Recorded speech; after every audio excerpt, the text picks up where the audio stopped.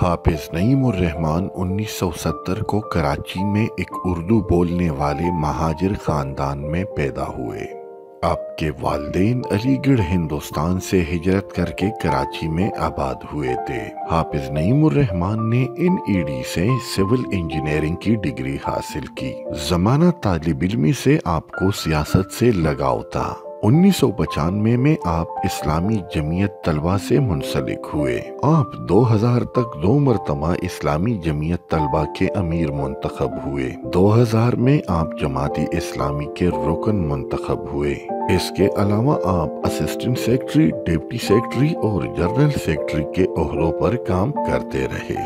حافظ نعیم الرحمن نے Karachi electric company, Karachi water board کی جانب سے ظالمانہ اقدامات کے خلاف بھرپور احتجاج کیا۔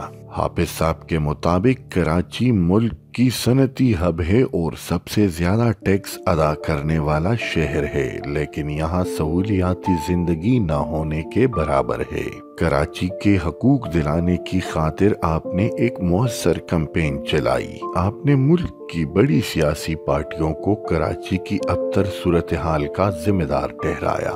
2023 کے بلدیاتی انتخابات میں کراچی کے عوام نے حافظ نعیم الرحمن اور جماعت اسلامی پر بھرپور اعتماد کا اظہار کیا ہے۔ کراچی کے عوام کے فیصلے سے ثابت ہو چکا ہے کہ وہ روایتی سیاستدانوں اور سیاسی پارٹیوں سے اکتا چکے ہیں۔